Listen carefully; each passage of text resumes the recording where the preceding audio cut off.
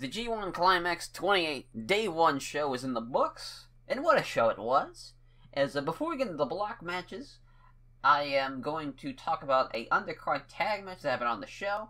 It was Tomohiro Ishii and Isho taking on Toru Yano and Yo. A bit of a chaos tag match. I just thought that was interesting stuff. Throughout this tour, there's a lot of tag matches, and there's even a singles matches where Roppongi 3K are facing off against each other, showing Yo are having a singles match. So that's going to be some things to look out for towards in the future, and I'll be reviewing all of the chaos intertwines that's going on throughout this tour, because there's a lot of subtlety shit that's going on throughout this tour.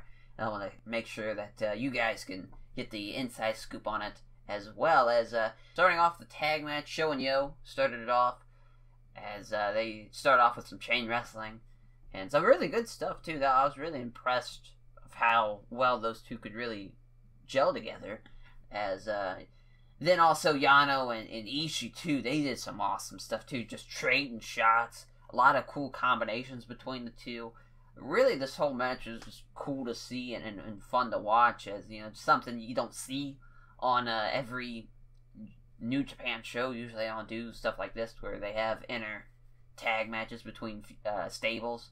As a sweet combo from Sho and Yo to ending with Ishii hitting a brainbuster on Yo for the win. It's just a fun little undercard, and I just wanted to talk about that match before the actual block matches happen. As we start off with the first block match, Togi Makabe, Yoshihashi. This is the block A portion of the G1. As tomorrow will be block B. As I'm not a fan of Yoshihashi's gear, just not a fan of the green.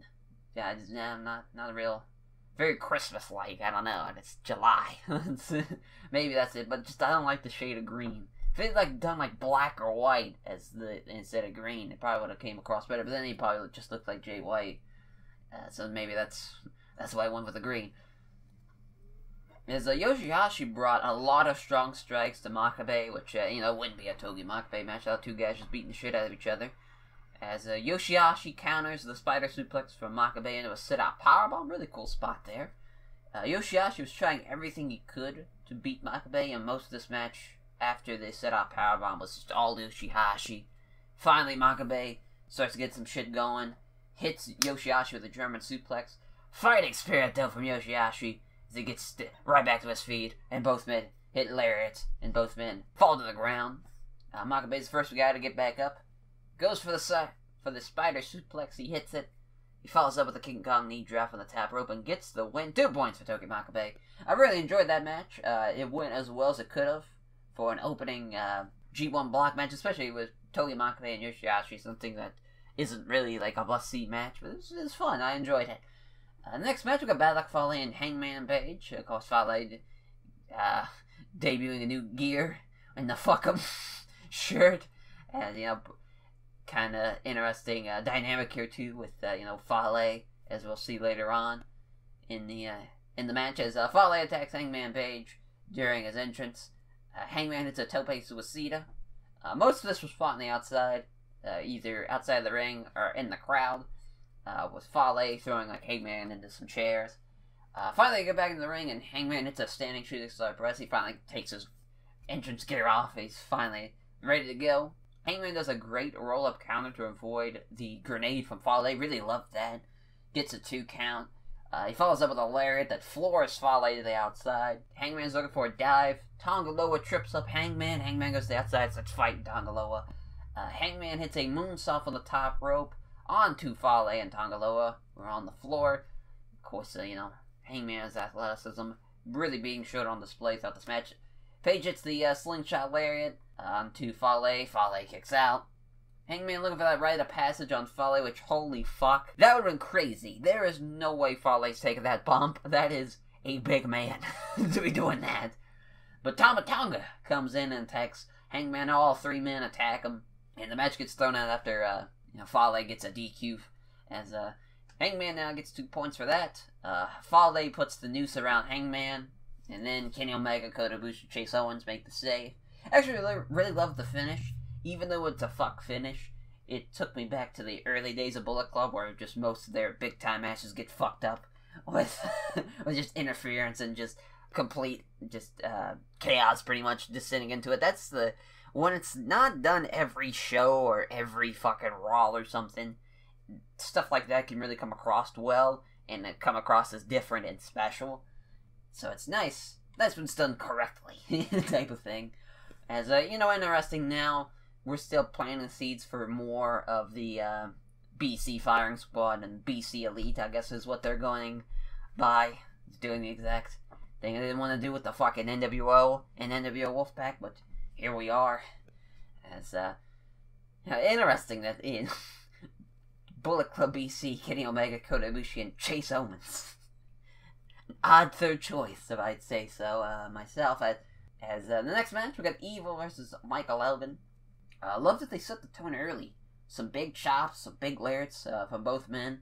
Elgin looking to lariat Evil, who's up against the ring post, in which Evil gets out of the way, and then Evil starts to target Elgin's arm throughout the match, kind of making his focus on that. Tope Suicida from Michael Elgin absolutely destroyed Evil into the ringside area, as Evil with a big lariat in the corner into a running bulldog. A bicycle kick from Michael Elgin. Bicycle. Goddamn, all I can think of is just Dusty Rhodes anytime a bicycle kick happens. Evil, it's Darkness Falls. Elgin kicks out at 2. Michael Elgin, he did the deal. It's the Falcon Arrow. Couldn't get the cover. There had to have been 30 lariats in this goddamn match. Just holy shit. So many lariats. Just the finishing sequence from this match was unbelievable. That was so fucking awesome. I'm not even mad that Elgin won. The last 2 minutes was fucking amazing. I can take away how I personally feel about Elgin aside. That match and finish was really, really awesome. Like, it was different pace, obviously, a lot more physical. And it was, it's hard to pick a match of the night for this day one here, because pretty much every match delivered. Really, it comes to what you prefer. Anyway, from basically Evil Michael Elgin onwards, if that's whichever match you decide from either Elgin, Evil, Okada, Jay White, or even Tanahashi, Suzuki, either one of those three, those are definitely contenders for match of the night, and it's just really down to preference. But I'm not looking good, predictions-wise, for me. It's for these this first day. 0-3 to start off the first 3 matches.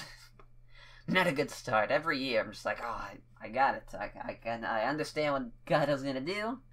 I got it. Every year, I shit the bed on these predictions. But anyway, or maybe, who knows? Maybe he'll get better as we go on here. Minoru Suzuki versus Roshi Takahashi is the co-main event. I was really hoping the Suzuki and Okada's new themes were just a one-time gimmick, as Okada debuted at the Strong Style Evolved show, and then Suzuki debuted his new theme at the 30th anniversary show for him against Okada in the Rain match. That was such an awesome match. But now it looks like they're gonna stay. The Suzuki one, really, you can't really fuck it up. Like, it's still a badass theme. Okada's remix theme with his first theme, not really a fan of. I really love just his theme he's been using since I think 2014. Been about that. Yeah, it's been about 4 years. I guess you can change it up every now and again. But right off the rip here, starting about this match, Minoru Suzuki just starts beating the shit out of Roshi Takahashi. Absolutely murders the poor man. Suzuki had a sleeper hold early on in the match, but transitioned into heel hooks and ankle locks. Within the first 5 minutes of this match, Suzuki had probably 10 different submission holds on to Tanahashi. Tanahashi finally makes his way to the ropes, breaking up the submissions. The fucking palm strike exchanges. Jesus. I mean, just never gonna just not pop for that. This ends with a sleeper hold by Suzuki afterwards. What a great sell from Suzuki later on in the match after a Dragon Screw leg whip. Suzuki just sold it like his knee just was torn to shreds with like an ACL and PCL tear happened. Like, just sold it so well. Sling Blade from Tanahashi gets a 2 count. He follows it up with 2 high fly flows, one from a standing Minoru Suzuki, and then followed up with a 1 when Suzuki's on the ground. He gets the win over Minoru Suzuki, Roshi Takahashi with 2 points. And again now, 0-4. Going into the main event, Jay White versus Kazuchika Okada. Those are some sweet-ass pants Okada has on, holy shit. He might not be the IWGP Heavyweight Champion anymore, but his pants game has stepped up significantly since then, like, holy shit. Those are probably his best pants he's had. Those are so awesome. I hope he wears those throughout the tour. Great opening sequence with the handshake spot from the beginning with Jay White looking for the Blade Runner. Then Okada then trying to counter with a Rainmaker, and then just kind of trying to get a quick one over Okada. Okada just kind of was like, "You cheeky bastard." Trying to pull a fast one. So Okada with a great spot of having Jay White, like a bulldog hanging off the top rope. And, Red Shoe starts counting to 5. And he just drops him. It's like a really piece of shit spot there. Enjoyed that. Jay White with a back suplex on the floor. Followed with him just throwing him into a barricade in the apron back and forth a couple of times. Just some vicious looking stuff. It's simple, but it just looks like he's killing the poor man. John Woo dropkick from Okada that looks like he killed Jay White there. Just about killed him with that one. Gotta love a John Woo dropkick. As really love the flatliner deadlift German suplex combination from Jay White. Anytime he does that, get a nice pop from me out of it. Jay White grabs a chair underneath the ring. Red Shoes tries to stop him. Jay White shoves him down. Okada dropkicks the chair into Jay White's face. And then counters up with a tombstone. Then he goes for a Rainmaker, but Jay White hits a spinning back fist on the Red Shoes when he gets, right before he gets lariat. A really well done spot, and was so dope. And, when you see it in real time, you're just kind of like, did he just, hit him? Did he shove him? Like, you really can't tell. And then you see it in slow-mo, and it's just like, wow, that was awesome. Really, the slow-mo really helping out that spot. Awesome chair throw from Jay White onto Okada. I'll always pop for a chair throw spot. That's something, being an ECW fan, it's always a nice cheap pop. Just do a Sabu chair throw spot.